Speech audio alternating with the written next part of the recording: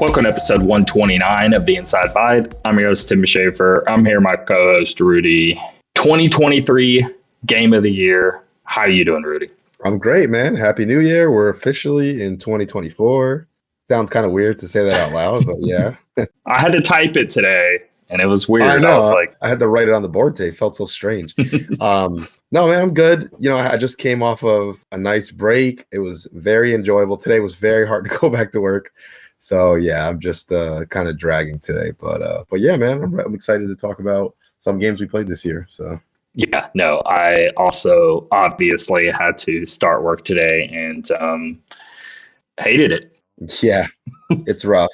I know that on another note, I know that a lot of people usually every year say this was one of the best years in gaming, whatever. But truly, this year it was so hard to keep up with everything because the volume of there was a lot of games, but they also were high quality. So many high quality games, So I mean, I'll get into it now on what you're talking, because any other year we wouldn't have to do this. But what we have to do here is I'm going to list everything that I played in 2023, because even though my list is long, I wasn't able to actually touch everything that's even Game of the Year worthy, which is insane to think about. It's crazy. So I'm going to list all the games here that I'm pulling from to put into what we're going to do is a top 10. We're going to start at 10. You say your 10, I say my 10. Ping back and forth, go all the way to 1.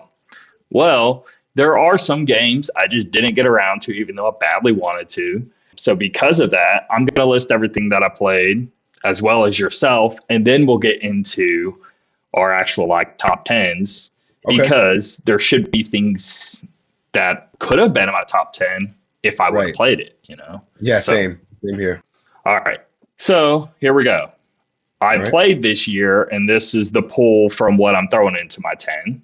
Super Mario Wonder, Alan Wake 2, Dead Space Remake, Diablo 4, Starfield, Pikmin 4, Hogwarts Legacy, Hi-Fi Rush, Armored Core 6 Fires of Rubicon, Octopath Traveler 2, Star Ocean The Second Story R, Super Mario RPG, Theatrhythm Final Bar Line, Wild Hearts, Baldur's Gate 3, Wulong Fallen Dynasty, Mario Kart 1, Final Fantasy 16, Forza Motorsport, Sea of Stars, Bayonetta Origins, Cereza and the Lost Demon, Cocoon, The Legend of Zelda Tears of the Kingdom, Chia, Suaka Game, Fire Emblem Engage, Metroid Prime Remastered, Kirby's Return to Dreamland Deluxe, WarioWare Move It, Mario plus Rabbids Sparks of Hope, and Bomb Rush Cyberpunk. All right. I actually missed that one. I don't know how I didn't write that down. Okay. Now, what's everything you pulled from here? Yeah, I actually like that we're mentioning what we played, because, some people probably be like, I can't believe you didn't put this at number, top 5. But yeah, that makes sense. All right. So I played Dead Space, Hogwarts Legacy, Resident Evil 4 Remake, Theatrhythm Final Bar Line, Chia, Horizon Forbidden West, The Burning Shores DLC, Armored Core 6, Telltale's The Expanse, Resident Evil 4 Remake Separate Ways, Cocoon, Super Mario Wonder, Super Mario RPG, Alan Wake 2, and Mario & Rabbids Sparks of Hope. Okay. I feel like there might be a few others that I played, but they'll come to mind if any. Okay. Now, how we're going to treat this as well. I said a lot of this before the show, but I'll repeat it to the audience. This episode's going to be 50 minutes to an hour long, and all we're doing is this segment right here of just our top 10 games. So what's going to go so long is because we may spend 10 minutes if we want 15 minutes on a particular title, if we really so feel inclined to do so, because I want to treat each one of these games as if somebody has yet to ever even play it, and have this also just be a resource for people to find a game that they think they would enjoy after our discussion on it, because explaining why it's in our top 10, but getting into the very nitty gritty on even what the game is and what it does and why we like it and the mechanics of it and everything, right? So I think this can be pretty fun, because so many episodes, even when we get to what we're watching or playing, I mean, we may get really into, maybe when Zelda came out, right? We may have gotten into that a lot. But for the most part, we're talking about it, we're moving on, maybe 5 minutes a title at most. But this, we're actually getting into the nitty-gritties. So that Okay. being said, I don't know your top 10. You don't know my top 10. I have it saved on my phone, which is also my camera here, and I didn't think that through. So hold on. Let me message this to myself. Okay. Yeah, I have mine saved right on my phone too. And I guess I will just put a disclaimer out there that although we did just say there were so many good games this year, just the way this year went, I mean, I didn't even finish a bunch of games on my list, but I played them. I A don't decent. think that needs to be the case. This isn't a what is the best games this year of from a like objective viewpoint. I don't think that's what we're saying here. We're saying our favorites, right? So if Mhm. something really moved you and made it in your top 10 and you happen to play 2 hours of it, but you had the best 2 hours of your life, who is anyone to say any different? I Sure, guess is sure, what of I'm course. getting Yep, at. I So agree with this that. is our like favorite games, not Sure. necessarily what we're saying is the best from some objective viewpoint, if that's even a possibility, Agreed. Okay. But yes, I could totally understand people having a million. Why is this your number 3 game and you didn't beat Yeah, it? But how hey, dare you? it's our show. They'll get over it. All right.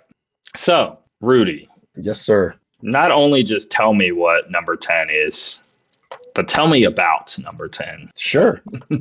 Okay, so number 10, going right along with what I just said, is Octopath Traveler 2.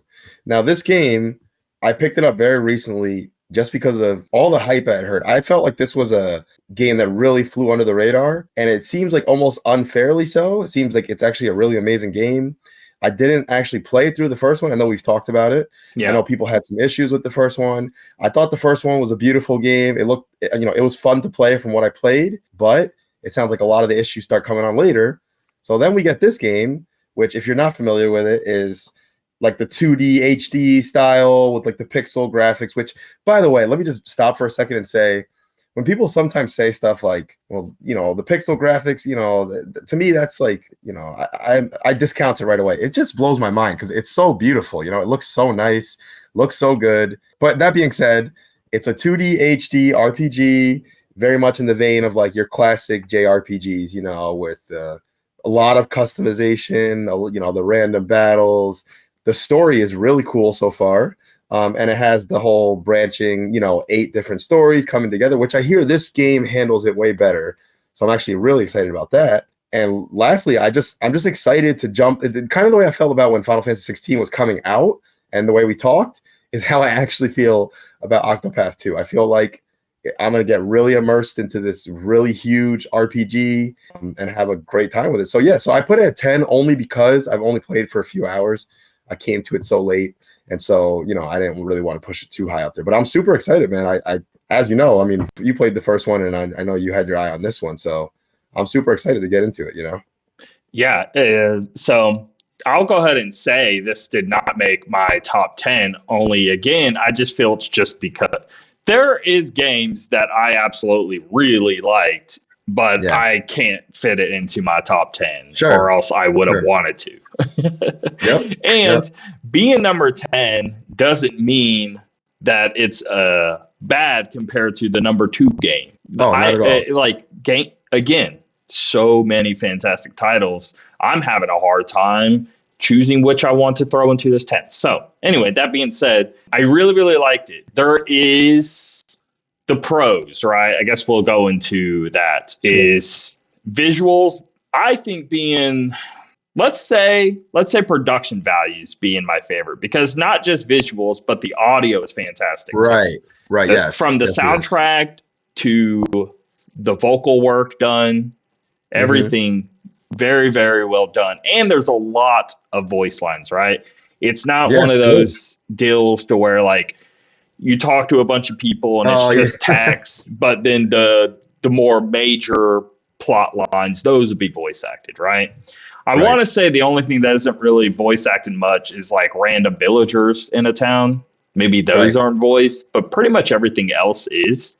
So as you're going along with the story or talking to any major person, it's going to voice act it. instead of just voice acting like a particular cutscene or something. Right.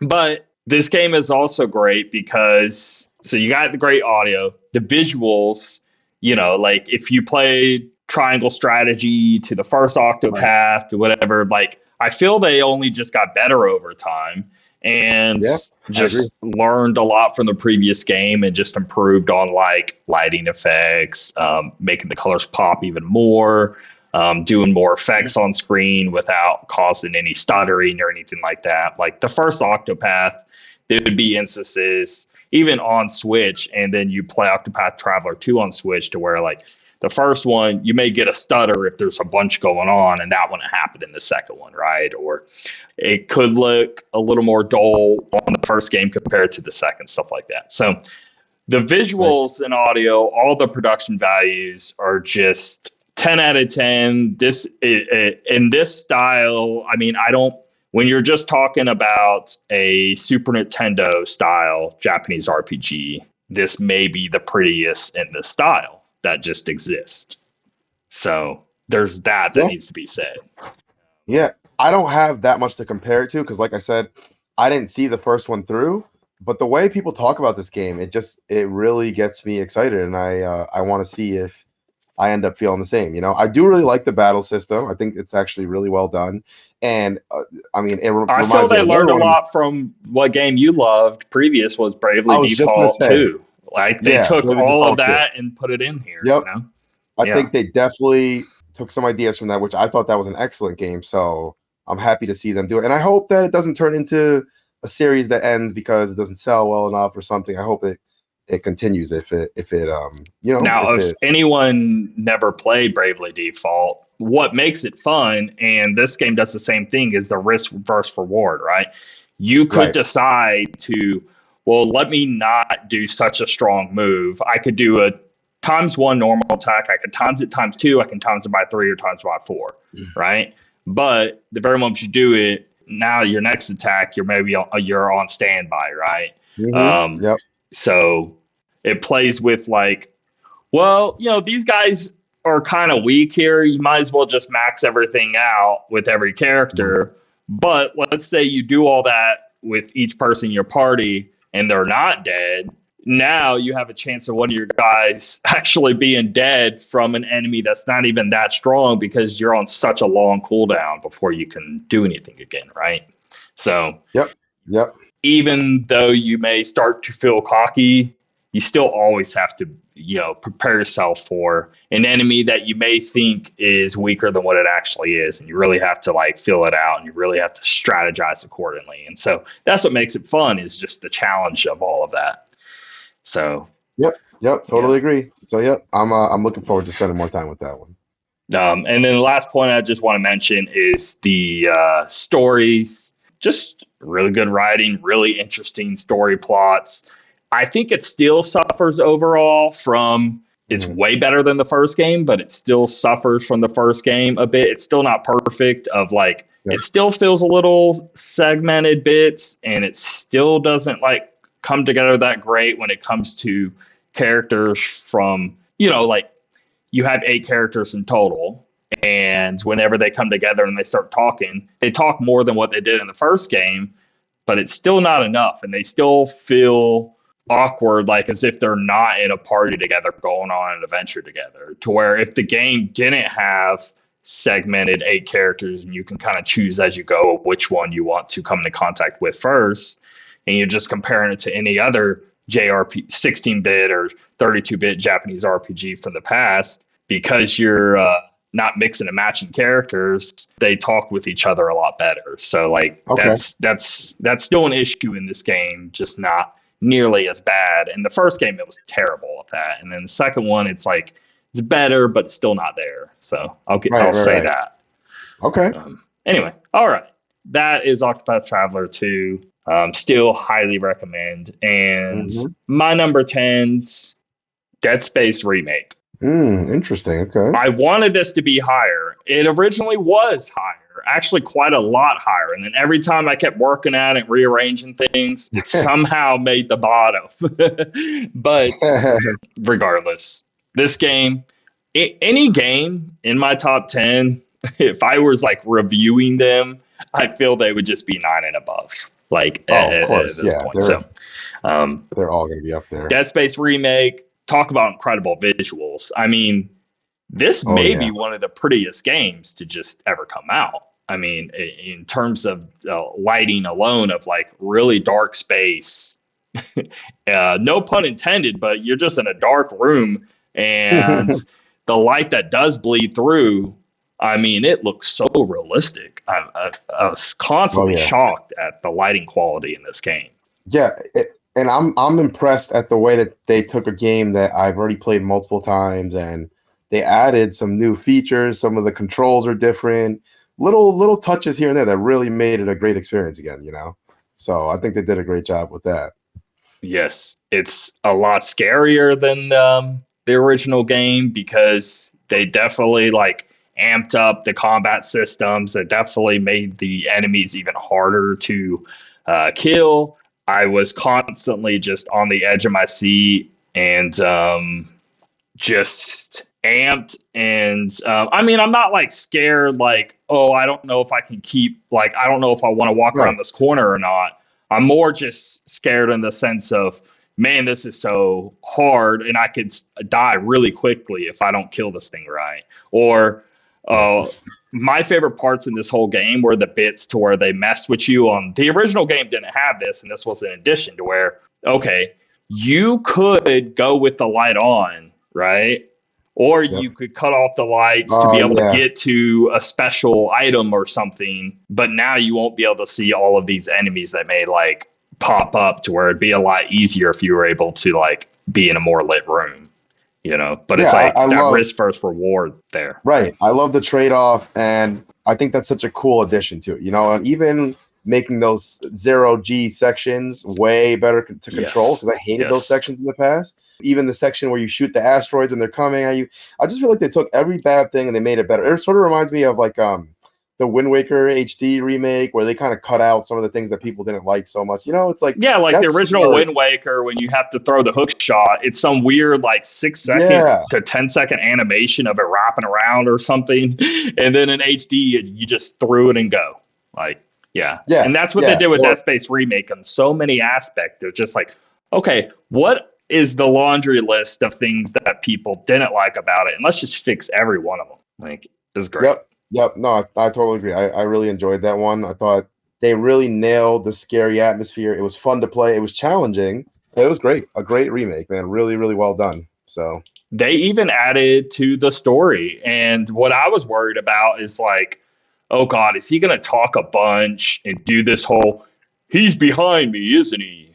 Or it's some Marvel writing or something. But no, they kept to the core of how the character actually is. But now he just, gives a little more exposition when needed to do so, right? So those calls when you talk to other crewmates, right? They used to just be like, I don't know, maybe a line or two and that's it. And then these are like genuine conversations back and forth. And you get a lot more invested into the characters. Yeah. I really enjoyed that. So they did a phenomenal job. I mean, this is exactly what a remake should do, is just make it a better game in every way. So really enjoyed pretty much in every single way. It's better. Yeah. So, all right. Nice. What is your number 9? Number 9. And again, another one I didn't finish because this year was so crazy, but Spider-Man 2, not only did I not finish, I just really didn't get that far. The bit I did play of it, I thought was pretty fun, but as we discussed in the past, it felt very much like the first one. Now, to be fair to the game, I don't know what might change later on. Yeah. So for me so far, was I having fun playing it? Yeah, for sure. Was it really blowing me away yet? No, that's probably has to do with the fact that I haven't touched it in a while either, because I've been playing other games, So here's the thing. Spider-Man 1 was awesome. It was a lot of fun. I really enjoyed it.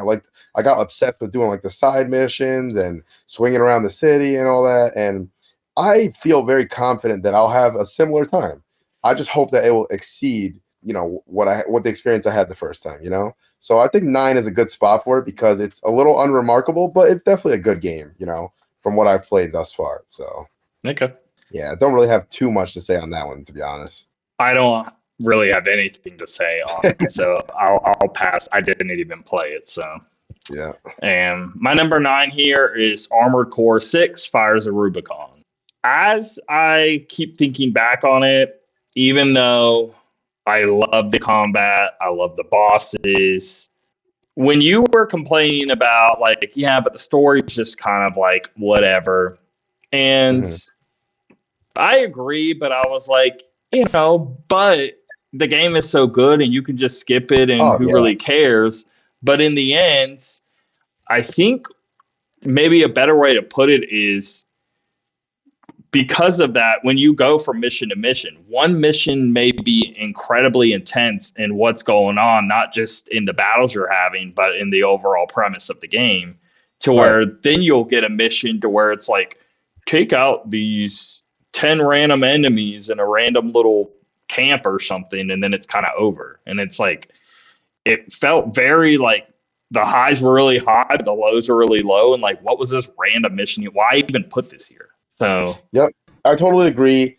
That ended up not really mattering in the long run. I think the game does so many things so well, and to give a lot of credit to From Software, that a lot of people thought that they could only do one type of game. They wouldn't ever be good at doing another kind of game, and clearly they proved us wrong here. The customization. Remember I told you in the beginning, I was like, I'm struggling a little bit with the customization. I don't really know what to get or what to do. Then things just started kind of naturally just making sense, and then you're buying this, you're buying that, and you can buy them for each side. You can buy specific parts for one side or the other, and then doing the inclusion of the arena battles I thought was really good and really cool way to practice and get better and earn those chips that give you new abilities. And I don't know, man, they just nailed it. The gameplay was so good, it felt so good to control. It was a good level of challenge as well, just like the other FromSoft games. And yeah, man, I'm definitely a fan of Armored Core now. So whatever they do next, I'm definitely in. From the start, I was also like, well, yeah, I don't really like the customization though. But by the end, it's the best part of the game is the fact that you can go in there and like, okay, well, this build didn't work. Okay, let me try this and then run at it again. Right. And that ends up becoming like one of the funnest aspects of the whole game is trying all of these different builds based off of the mission you're on or the boss you have to fight or any of that. So that ended up becoming really cool. Yeah. But yes, I mean, Armored Core, it's a mech action game. I mean, there's 5 prior, but they stopped. What, Armored Core 5? Was that PS2? I don't know for sure, honestly. 5. Okay, yeah. I said Armored Core 5 came out in 2012 on PS3 and 360. Okay. But that was a long time ago. But yes, it's just mech action game, but a lot of strategy involved, like we said, with just what build? Do you want to hold a sword in your left hand and a Gatling gun in your right? Do you want to have 2 huge cannons that you're shooting at? Do you want your legs to just be like 2 legs? Do you want a spider legs so you can like traverse on the ground super quickly? But then maybe you're not that good in the air compared to something that you could be a lot faster, more agile in the air compared to the ground. There's a whole lot of thought to go into not only what you're fighting, but the environment that you're also fighting in. So yeah. And one thing I thought was really cool that they did was the inclusion later on of like the tank tread wheels, or like the I forgot what it was called, where you have like the 4 legs and you can kind of float.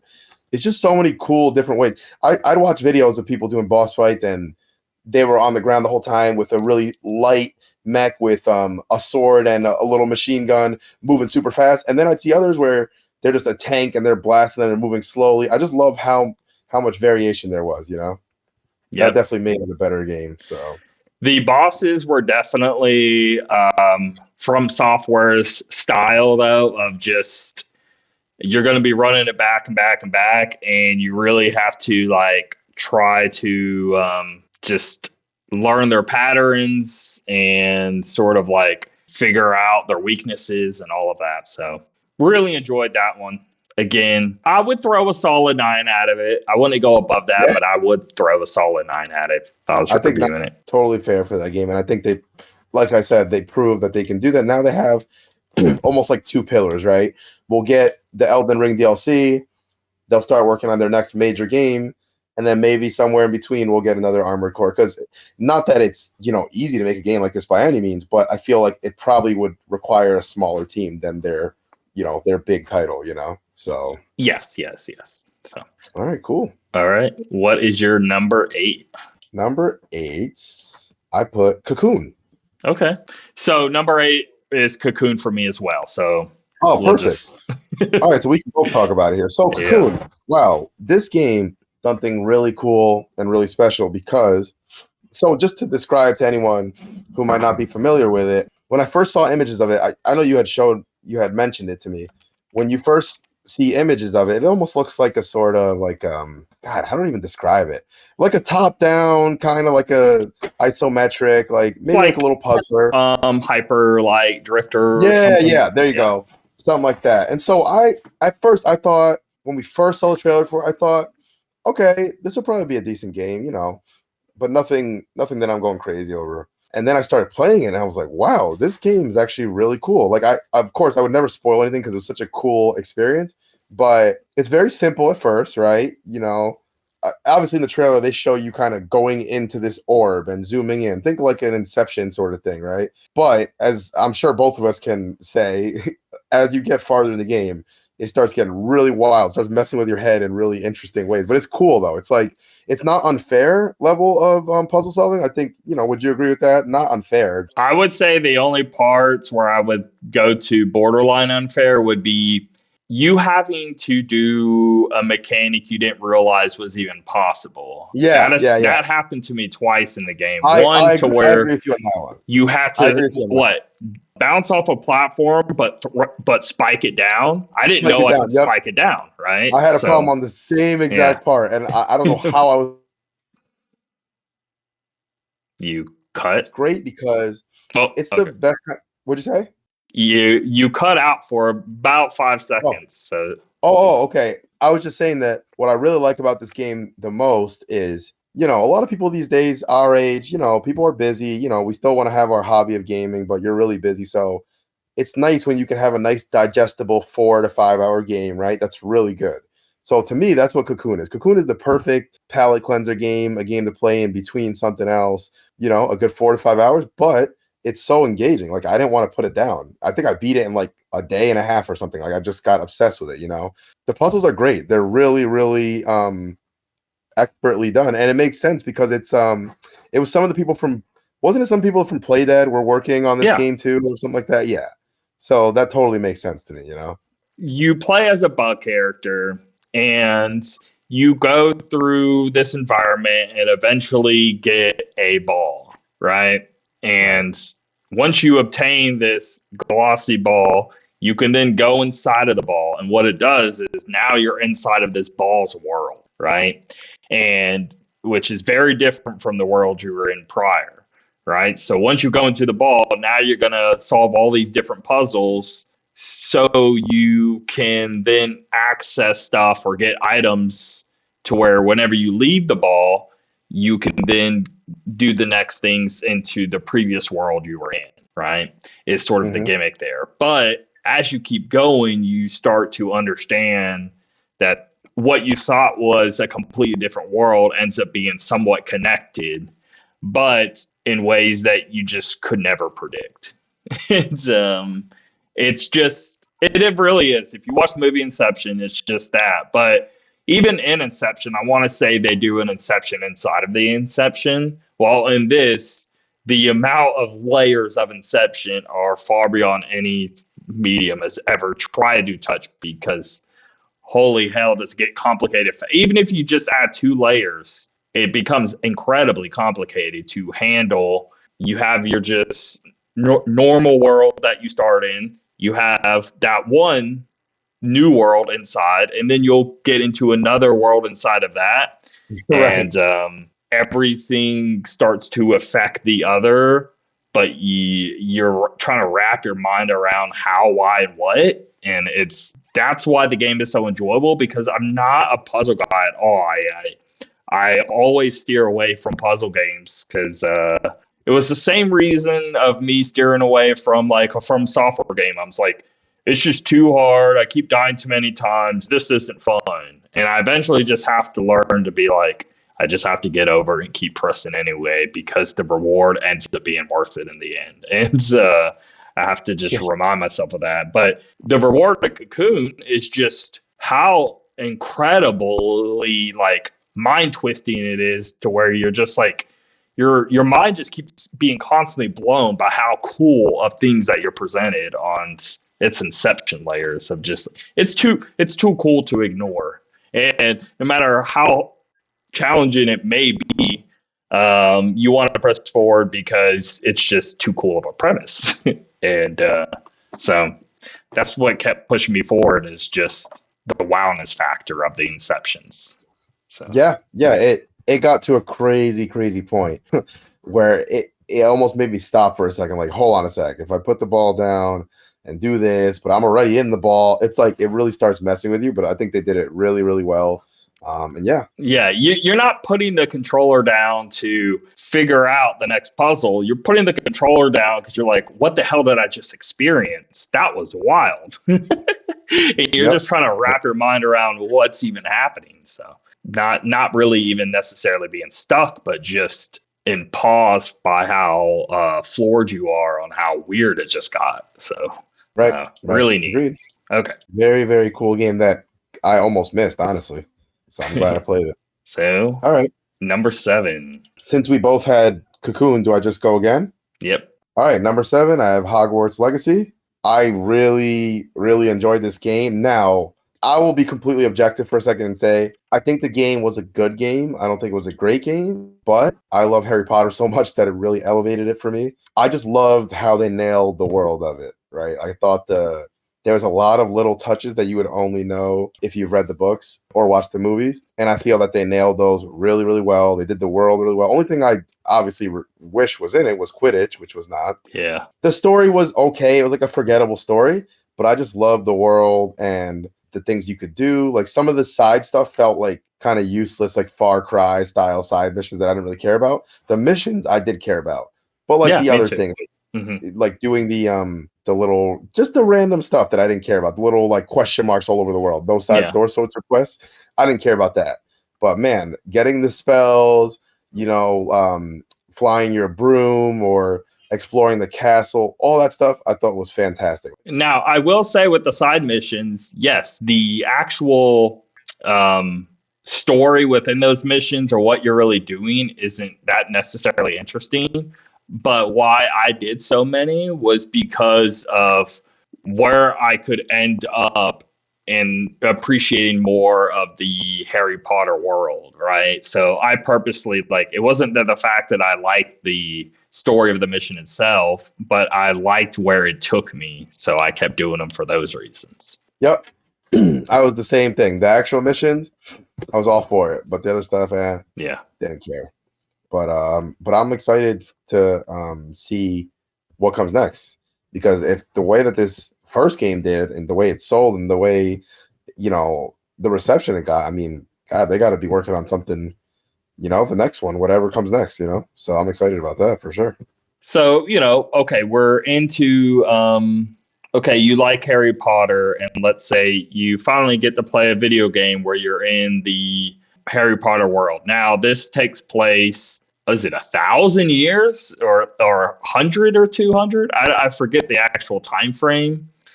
Yeah, No, I think it's 100. I think it's 100 years, because I want to say like there are some connecting characters to characters that are actually in Harry Potter, but it would be like maybe somebody's grandparents or something. So it would have to be 100 years, right, for that to work. Or maybe it was like an ancestor and maybe it was a few hundred. I don't know. But for example, Ron's family is up in this game. Oh, yeah. Yeah. Yep. So you really enjoy Harry Potter and you start this up. But let's say when you're watching the movies, you can only go along with the ride of what it wants to present you, right? But the fact that you get to actually like be inside of one of the houses, by houses I mean like, Gryffindor, whatever, right? So like you Right. start up in there, but you could just walk and stare at a single like bedpost in one of the bedrooms, and the amount of attention to detail with the carvings on the bedpost, or the incredible attention to detail with it, everything, not just in that castle, but in the world as a whole. I don't know if I've seen such care and love put into a previous IP that then got translated into a video game. You know what I mean? Like, Yeah. that's where I was blown away the most. It's got to be one of the best renditions of it. And that's the thing about it. It's like sometimes we get games, or at least in the past, for sure, we'd get licensed games that just suck. They didn't do any justice, right?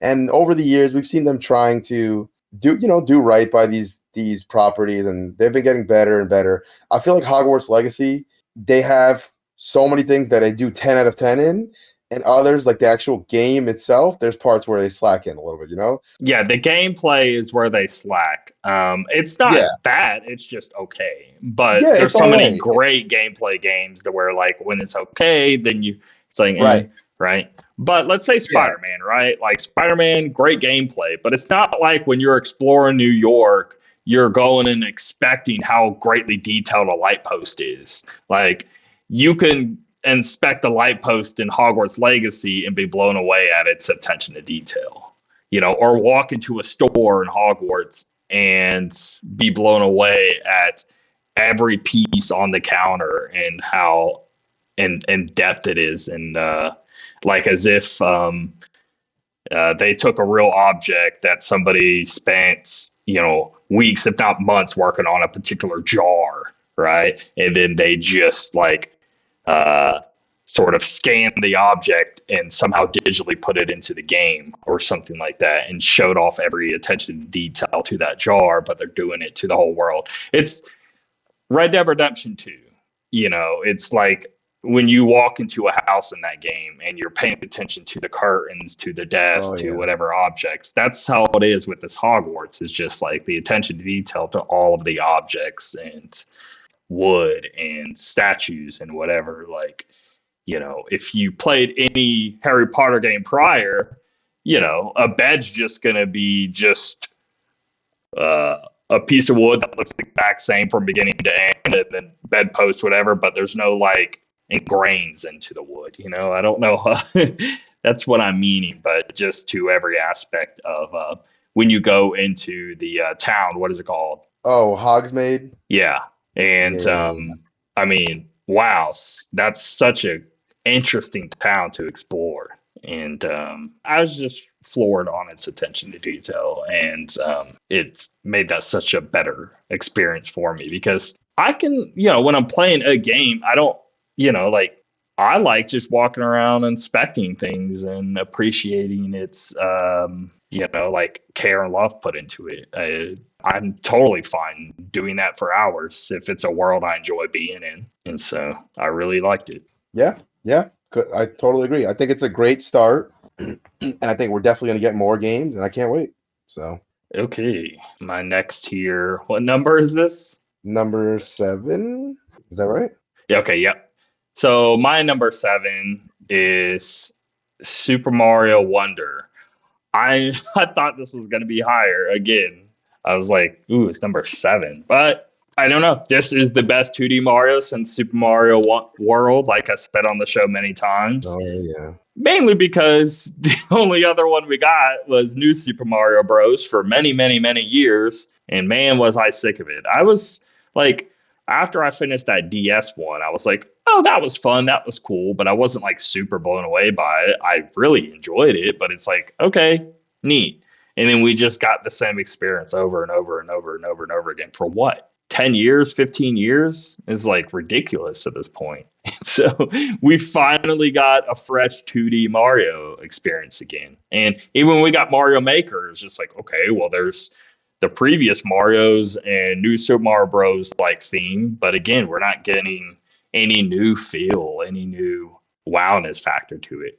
And I think wonder is a fantastic word to use for the title because it really is just you're constantly wowed by what you're seeing next, what you're doing next. Not only are the visuals fantastic, this game, everything, the gameplay is 10 out of 10. I mean, this is, I mean, if someone were to argue this was the best feeling Mario, it'd be hard to argue against it. I mean, it feels fantastic. I agree. It'd be hard to go against that because it's so well done. I feel there's still people who probably look at this and think, oh, just another 2D Mario, but man, there couldn't be more wrong. It's got so much creativity and just it's just such a good one, man. Such a good game. Yeah. I loved it. All right. Very nice. My next one actually was mentioned already is Dead Space Remake. So we talked about this already, but again, just to reiterate, I thought it was a remake done right. I feel like playing that for the first time for some people had to be an awesome experience. I mean, God, I'm jealous of those people who that was their first time playing Dead Space. So yeah, I know we already talked about it, but yep, just wanted to mention it. Number 6, Dead Space. Okay. My number 6, Star Ocean, the Second Story R.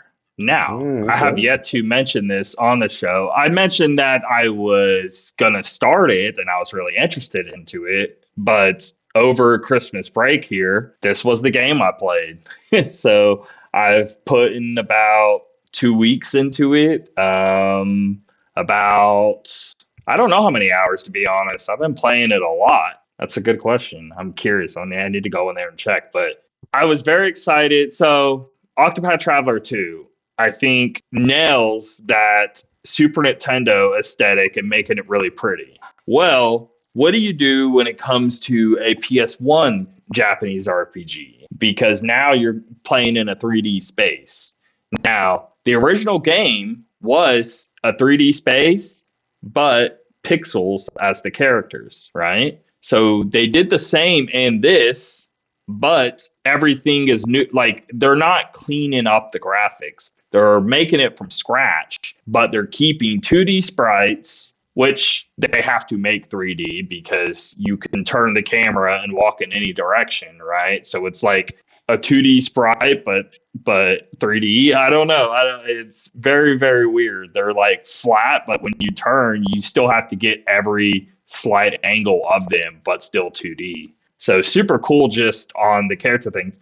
I've never seen a game attempt this before of like 2D pixel work, but in a 3D environment.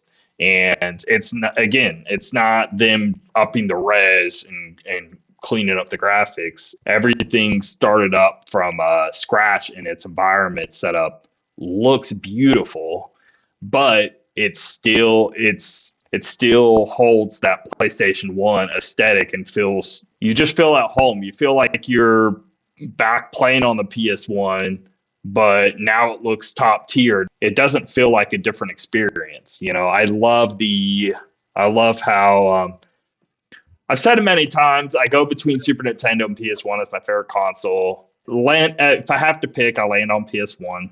And this game was one. If I was to pick like a top 10 JRPG on PS1, it's going to be up in there. The Star Ocean games, honestly, kind of a weak series. Like the Super Nintendo game's pretty good. The PS1 game is incredible. Always loved it. And then when it hit PS2, it went down, and it's like, it's okay. It's like a 7 or 8. But I always found this one to be 9, if not 10 out of 10 sort of JRPG. Love it a whole bunch. And they did such a phenomenal job with this remake. Now, they ported it to PSP in the past. They also re-released it on like PS4 because they ported some like PS1 games to PS4 a long time ago or something like that. So you could technically play the original game on your PS4 or PS5, but I don't know. Whenever you do that, that is just sort of like cleaning it up. It doesn't really age well and all that. You might as well just play the original on a PS1 if you can, or through emulation or something. But this is finally like the ultimate form of this game. This is exactly what you should play if you want to play this game. all of the versions look so inferior to this. And like Dead Space Remake, not only did they just improve the visuals, but they just touched every fault that the game could have previously. They addressed. Like there's no longer random encounters. You'll actually see them in the overworld map, and you can run into them or you can choose to avoid them, which I've always liked. The combat plays like a Tales of series in this game. If you go back, let's say you play Tales of Symphonia, where they re-released that, for example. It feels dated and aged, and it's like, okay, it was cool back on the GameCube, but it's like up A or down A, and you swipe up or swipe down, and it feels really basic, and the combat's not that great compared to games nowadays. This game feels fantastic in its combat, and not only did they just smooth everything out and make it feel better, they added a lot of layers to the combat to make it a lot more complex than the original game was. So I just super appreciate the love and attention to detail to this, and you can tell it was just made by people who care a lot. And I can't stop playing it. I'm in love with it. So what I did is I was actually playing the Switch version. I kept getting so annoyed by the frame rate that I just said, screw it. Bought it on Steam, started over again after being about, let's say, 9 hours in. And now I'm already like way further than ever was prior. And because I play in smooth 60 with that combat, ooh, it's wonderful. And it looks so pretty.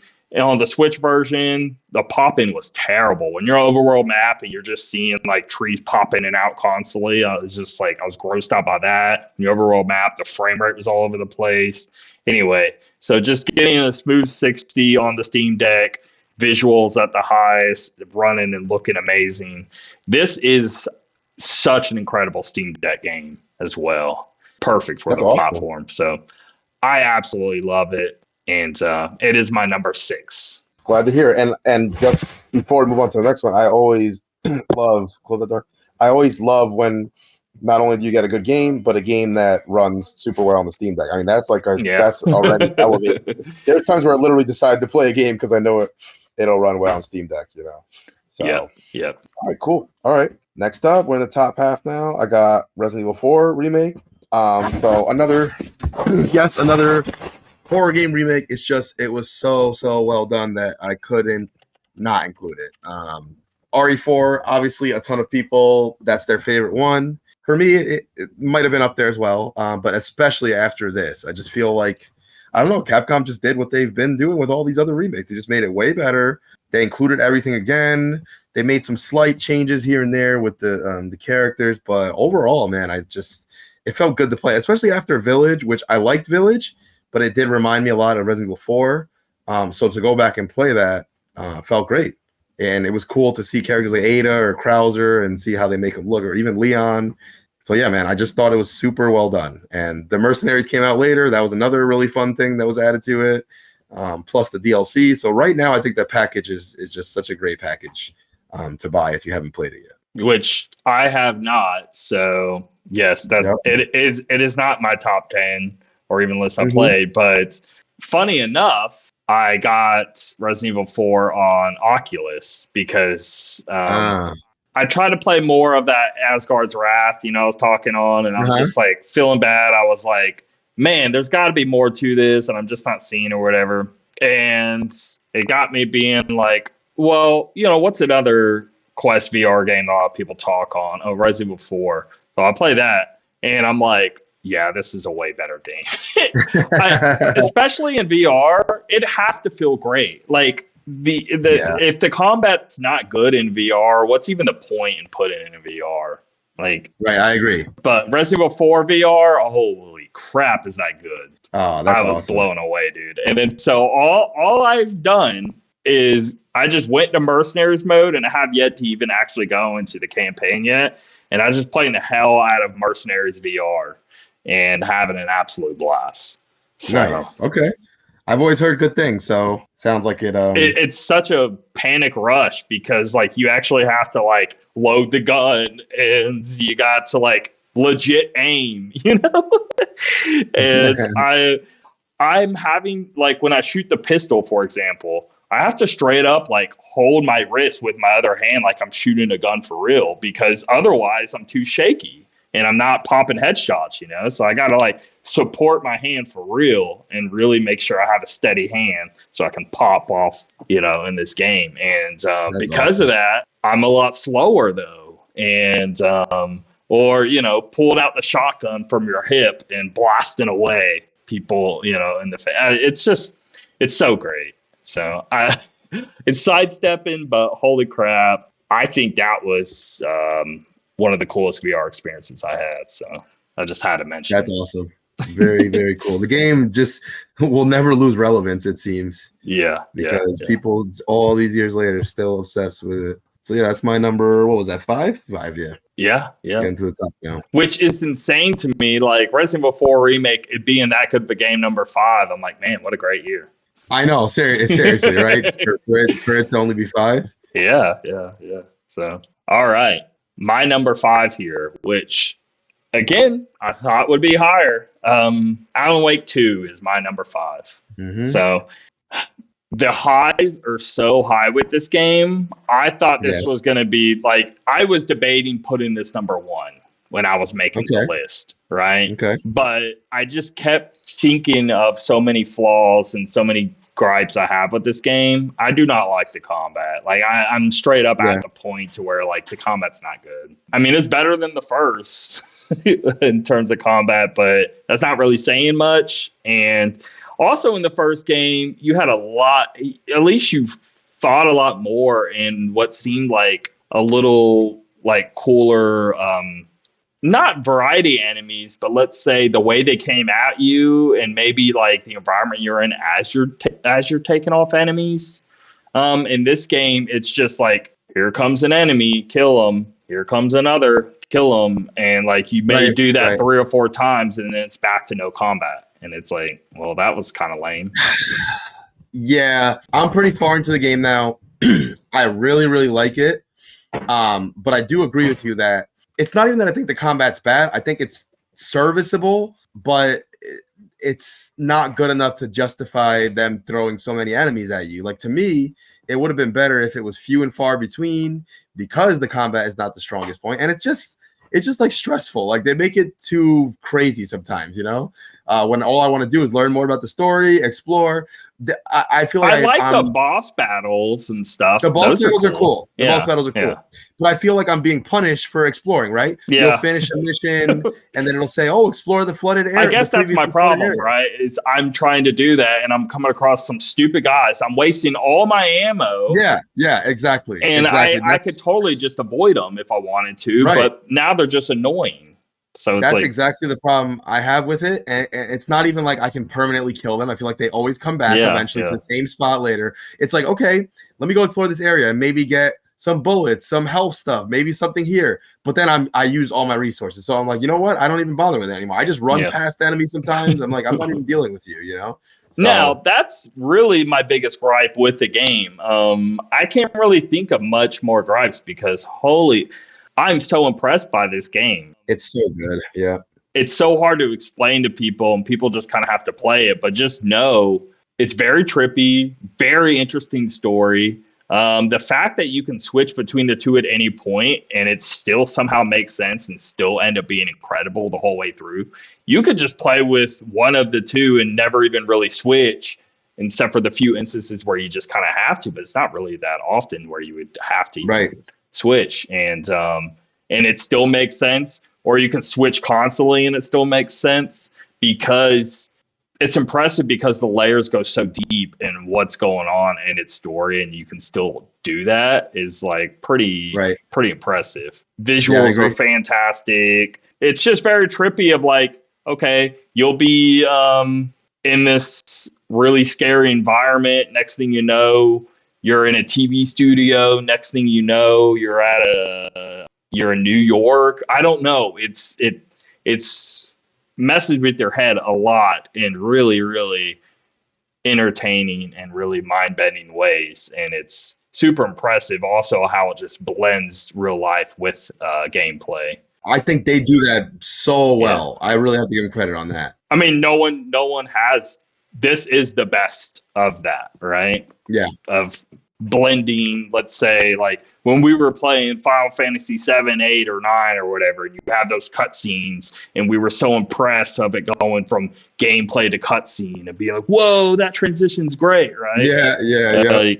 You go back and it's definitely aged, but this is the ultimate version of that where you're like, wait, is that even real? Is that fake? You're questioning, and it's fantastic. So Yep. Yeah, I totally agree. I'm pretty far into it now, and I love the live action stuff compared with just the game itself. I love the mind place. I love the exploration. That stuff is all really good. So I got to see how I feel by the end of it. But as of right now, yeah, it's definitely on my list as well. So awesome. All right. Let's see. Next up, I have Armored Core 6, which, again, another common one we have. Not much more to say about it, but I really, really enjoyed this game. I started off liking it, and then I ended up loving it. It just got better and better. And the better I got at controlling it, the more challenging the boss fights got. It just became the game that I just got obsessed with, super good. I already said my piece on it, but I'm super excited for whatever comes next. Armored Core 7 or whatever would be the next thing, So, yeah, definitely hyped on that one. Number 4 here, Pikmin 4. I'm shocked. As I was making my top 10 and moving things around, and then I'm like, shuffling again. I spent probably too long, and I kept, hours would go by, and I would go and look at the list again, and I'd be like, let me move this and that. Anyway, I'm surprised that I settled on Pikmin 4 being better than Alan Wake 2. Okay. But I did. Here I am, because I'm telling you, Pikmin 4, Nintendo. It's just that Disney magic, which I'm kind of over Disney at this point, you know what I mean? But it's just like how I felt when I was a kid watching the Disney movies, how I feel playing Pikmin 4, just awed on it's just magical ability to just capture you and be so incredibly charming. Sure. But I mean, the strategy is great. I mean, I super agree with this being the best strategy game of the year with the Game of Year awards as well. I'd say the biggest downfall of this game is the ice Pikmin. It's like the only negative I could possibly think, because it's a new type, but with this ice, it's okay. It's cool. You can freeze enemies and you can just straight up shatter them and destroy them. But the whole game is based around gathering resources, even your enemies. So the fact that you destroy your enemies and they no longer can become a resource, now it's just annoying to use the ice Pikmin, because I'm only hurting myself if I end up using them against an enemy. So now I don't want to use them. And outside of using it for environmental puzzles, which are cool, I don't even want them a part of my repertoire, And so I don't think that was a good move to actually destroy you freezing something, because it really ends up killing a lot of the joy of resourcing things, which is the whole point of this game. So I'd say that's the only weakness I have towards it. It looks fantastic, runs fantastic, really charming little plot. Everyone should go play that demo. It is definitely up there for free. Give it a shot. I'd say the beginning, it has a strong start where it's not too tutorial heavy, but after the first hour, even in the demo, you get 4 or 5 hours out of this thing. Well, the first hour or two is pretty great, but those 3 afterwards just slams you with 2 or 3 hours of tutorials on stuff you totally understand, and they're definitely catering a tutorial for a child. Can get a little okay, I get it. And then you have that weird little 2 or 3 hour hump there, and then it's just fantastic going forward. So I don't want to say it gets better after 4 hours, because again, in the beginning, it's pretty great. It's just that little hump of hitting you with a bunch of tutorials, or it's a little bit.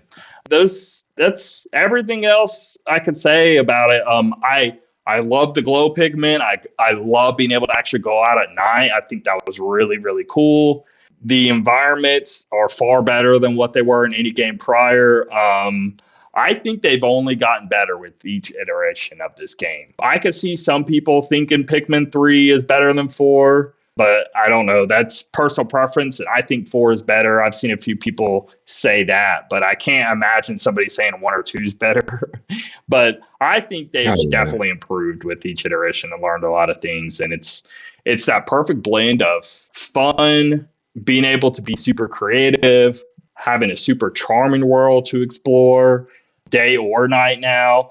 My favorite part of the game is going into you go into these underground sections. Pikmin 3 had where you could go underground for a bit, but it was kind of part of the level. These are like almost like a tunnel where it like pops the lid, you go in, and it's almost like levels that you're entering. So instead of being like over the map as a whole, you go inside of these levels, and they could be 3 levels deep or 5 levels deep. And as you go down, it gets harder and harder and harder. And as your Pikmin die, like you're 4 layers deep, and it's like, hey, you can go back up through the top again and go get all your Pikmin back and then go back through all the layers again, or you could just sort of keep going. And that challenge of like, do I want to keep going? Do I want to revert back? But those are my favorite parts in the game just because of how fun and cool those puzzles were in that underground, as well as the challenge is at the highest point in those as well. Also, huge shout out to, if you played Pikmin 3, you played the Bingo battles, which are incredibly fun. Those are back, but they call them Dandora battles. And there's just a lot more layers to it now, more than the Bingo battles, and just a whole lot more fun and super fun to play local with friends as well. So very cool. I play those with my kid all the time, and we have a blast playing those Dandora battles. So I definitely a game that's on my radar. I'm going to play it eventually. Yeah, I'll definitely get to it. But yeah, everything I've heard is really good. So glad to hear it's good. Okay. All right. Next up, I have at number 3, Super Mario Wonder. Definitely one of my favorite games of the year. Again, we've already talked about it, but I can't stress enough how much more this game is than just a 2D Mario game. Because, for example, New Super Mario Bros., I think, especially compared to other games, is still a really good game, right? Yeah. But we were getting a little burnt out of the same formula. And they did not do that this time. They really switched it up. So please go play this game, especially if you have reservations because you think it's the same thing. It totally is not. I promise you. Now, this isn't why it's not the same thing, but it's just another layer on top of, you're playing a level. The level is already fantastic and way better and different than anything prior. But yet they're going to throw you basically acid, and you're going to take it, and the whole level is going to warp into some insanity. And every time it's going to be something completely different you have to do, from, now I'm this shell with spikes on me, and I'm a crouch down and jump super high in the air and try to do some weird vertical platforming stuff. Now I can swim, but I'm in the clouds or something. Or they throw such pure insanity, little challenges midway through the level. You get the seed at the end, you accomplish it, and you're back to playing the level like normal, which the level like normal was already like incredible stuff. And then it just throws that at you, and it's just like, whoa, this is super cool. And then they throw these challenges on the overworld map that are like, man, that's the fun stuff right there. Or just how much fun some of those challenges can become, of just like, you got to be pixel perfect on those platforming on some of that stuff, because you have no time to mess up. And it's so much fun. Or just like music rhythm levels, to just, enemies singing at you, to figuring out, like, trying to find all of the secret coins inside of a level can get really challenging, of just how bizarre those secrets are. And I love it. Yep, totally agree. Definitely one of the best games of the year, easily. So. Yep. Okay. All right. That was your number 3. All right. My number 3 goes to Hogwarts Legacy. We talked on it a bunch. That's my number 3. I'm shocked I put it that high, but I really thought about just how much time I put into it, and the fact that I put over 70 hours into such a game where its combat really wasn't that deep just really proves on how much I also just care about a great atmosphere. And it's always the strong aspect of why I enjoy gaming is giving me such a cool world to explore. Is It's a really high point for me. So that's my number 3, Hogwarts Legacy. All right, very good. Yeah, definitely a solid game, man. Solid entry. So number 2 for me is Alan Wake 2, which admittedly I have not finished, but I'm really far into it. I'm very invested in it. I actually, we talked about our complaints about it, which I think are very similar. I just feel like the rest of the game is so good that it really elevates it for me. And I'm really probably the game that's the most on my mind right now. I'm really looking forward to seeing how it all ends. Finishing these last few chapters, and I think it's a really, really excellent game. Super good. One more thing we didn't highlight here that I just need to reiterate that we've said previously on the show is it's not just the sequel to Alan Wake. It's the sequel to all Remedy games. Yeah. That's insane, much. Right? Especially if you've played Control, it really, really... Yes, it feels like Control 2 more than Alan Wake 2. But there's a lot of Max Payne stuff even. I mean, anything they've made thrown in here. Fantastic. So, yeah. Yep, agreed. Okay. My number 2. What do you think my number 2 is? Number 2... Well, obviously Zelda's got to be in there somewhere, but what else? Wait Once I say it, you'll know immediately. Oh, maybe Hi-Fi Rush? No, but man, that shit. I thought about it, and it was having a hard time sticking in my 10 there. Anyway. Wait. Don't tell me yet. Hold on. Let me try one more time. Hold on. Okay. You're not thinking, what did I play a ton this year and talk a lot on this year? Constantly. Oh, Starfield. Yes. Gotcha. Starfield, number 2. I said enough on this show. Yeah, you said a lot about it. There's a whole episode. I think there's 2 episodes all on Starfield. Go watch those. I did one with Nate Bacon, who's in our Facebook group. Go join that as well. Find us the Inside Bite forum. And man, it's in mixed review status now on Steam. The amount of just pure disrespect I see on this game, and I don't care.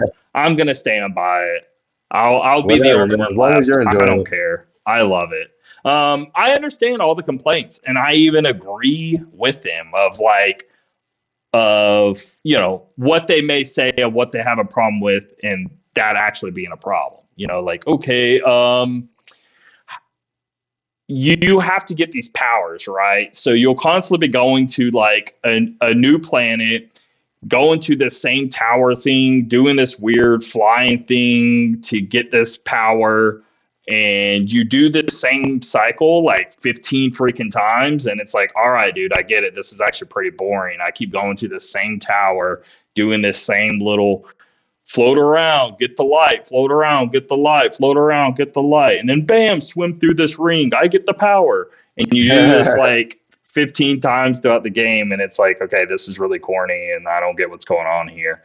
And the powers aren't even that good, right? So something like that was just well, okay, now I can turn invisible for 3 seconds. And it's like, okay. But in the grand scheme of things, I don't know.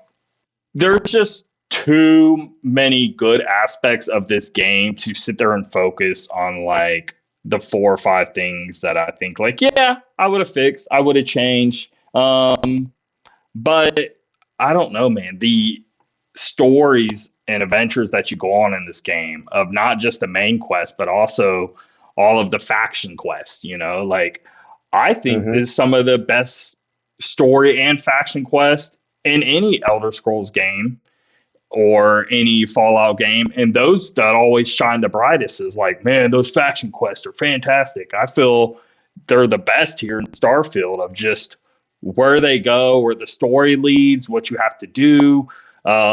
One of my favorites was, if you ever seen The Running Man back in the 80s, to where Arnold Schwarzenegger, to where it's a TV show and they have to make it through all these challenges and get to the end so they can be free from Let's say they become a prisoner because they did something bad, and they have a chance to redeem themselves by going through this game show of like fighting all of these people and coming out on the other end a lot. So they actually like they reference the Running Man and Starfield and have a whole quest line about that, right? So they get so creative in referencing all of these, like from Battlestar Galactica to Star Wars to whatever. They're referencing all these sci-fi and putting all these little, not just Easter eggs, but like straight up moments in gameplay that could actually go on for quite a while, and references. And I find them incredibly fun. And I think the game looks fantastic. There's some NPCs that look really rough, sure, in towns, right? I'll give you that.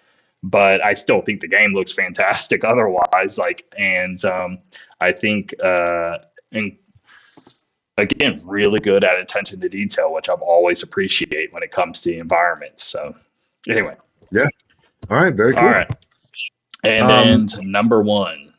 Yeah, I think we both know what this is. When it's both of our number ones, which I was wondering. I mean, first of all, I was wondering if you would have thought I would have picked as my number one, and I was wondering if you were going to pick as my number one, but I don't know. It's just, you know what it is? It's like I've played the game for like 50 hours, and I still have so much left to go. But it's just, you just can't compare to it. It's just so good. I don't, the time that I've spent with it, even though I haven't beaten it, it's just on another level. And I think it's the best adventure that you can go on in a video game that has ever been created. Yeah, man.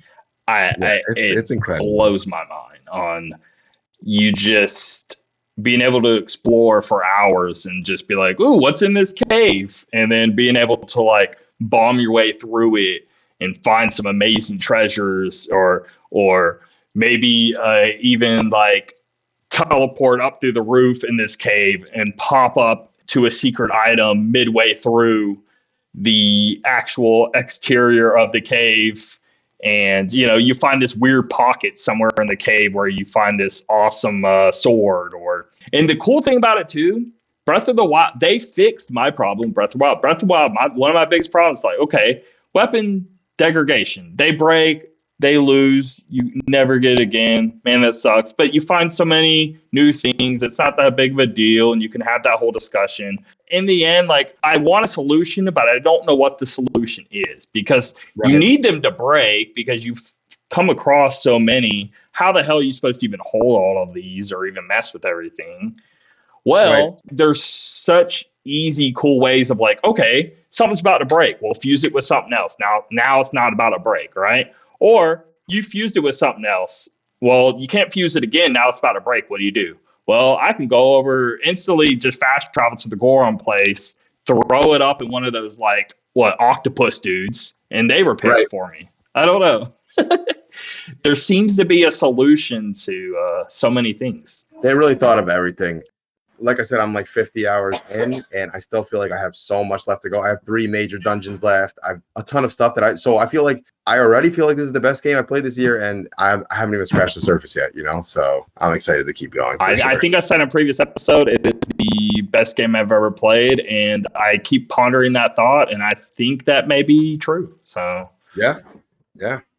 All right. Well, solid year.